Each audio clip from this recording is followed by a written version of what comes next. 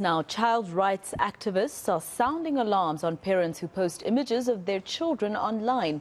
In a recent shocking discovery, pedophiles are using a popular new artificial intelligence platform to transform real photos of children into sexualized images. The images were found on US AI image generator Midjourney, which is used by millions of people. We've got Fathima Paterson from Molo Songololo, who joins me now to just give us more details about this. Fatima, thank you very much for your time here. Quite a concerning development in terms of this. So what do parents do? This is your own child. Should we possibly make, our Instagram posts, etc., or profiles private? That would be one of the best options, actually. With AI and the way that artificial intelligence is increasing, people are taking innocent pictures of children, which parents are now posting online, and changing it into sexualized images. So we would strongly advise parents, when you do post pictures of your children online, be very mindful of the technology that is being used to turn those images into sexualized images and highly sexualized images. All right. So in terms of this particular AI platform in the US, just tell us if this has particularly affected anyone or any parent here in South Africa. So at Molo Songololo, part of what we do is protecting the rights of children and sexual exploitation of children.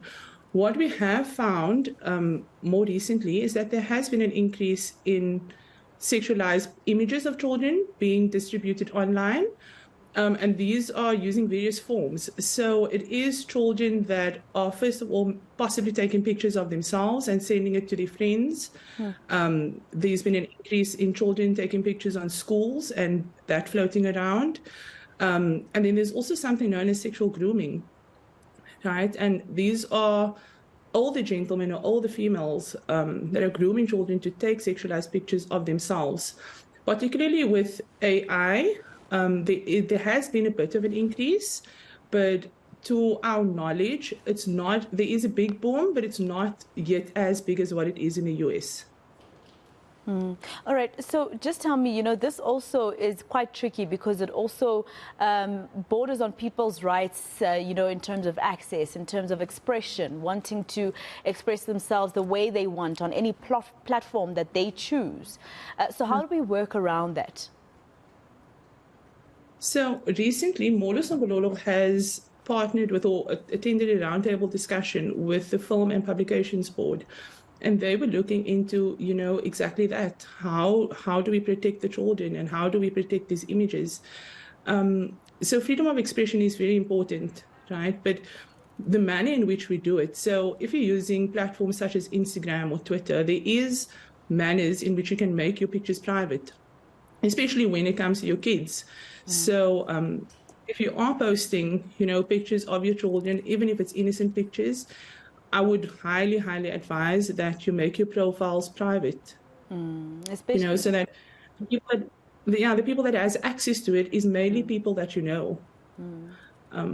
Yeah. And especially because, pedophiles, as we've seen around the world, not just in South Africa, it's very difficult to find them because they're faceless, especially online. Yes. Let's talk about this part very quickly. I understand that Molo Songololo has a winter camp where children are learning about child advocacy and public awareness and also online child sexual exploitation.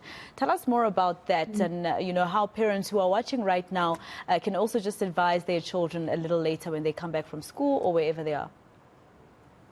Okay, so at the moment, Molo Songololo, we are having a winter camp. And part of the camping campaign is to raise awareness around sexual exploitation and particularly online sexual exploitation. So we have partnered with the Film and Publications Board, and they are at the moment at the camp doing a workshop around ways in which to protect your images online. So doing things like, like I'm saying, making your profiles private, not giving out your password, your Instagram password, your Facebook password to anybody, being hyper vigilant about who you accept as friends online as well. Yeah.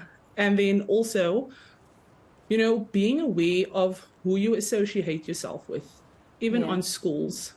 So on schools, there is a boom in taking pictures of each other.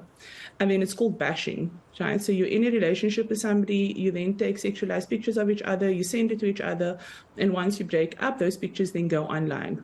So we are also raising awareness around the dangers of that and the dangers that's associated with that. Because one of the risks is that once there's a picture online, it's very, very hard to get that down again. All right. Okay, thank you very much for speaking to us. That was Molo Songololo's Fathima Paterson, rather.